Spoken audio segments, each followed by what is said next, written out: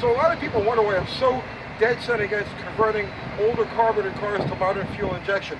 And here was the perfect example. This just happened to me now. Driving along, car felt like I was running out of gas. So I pull in at a gas station, put the nozzle in the car, go to restart it, it won't start. Cranking it, cranking it, cranking it, still won't start. What's going on? So I open the hood, and I look at the clear fuel filter, and I see it's got no gasoline in it. All right, so what's going on? I know there's gas in the tank, it's not sucking any gas up. So unless the fuel pump itself went bad, there's got to either be a clog or a break.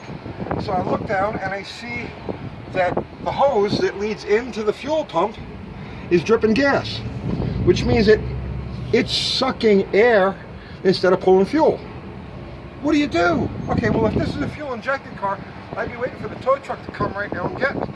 Instead, and I have no tools on me, I whipped out my trusty dime, undid the clamp, pulled the broken hose off, ripped off the end, stuck it back in, cranked the motor, she started and ran.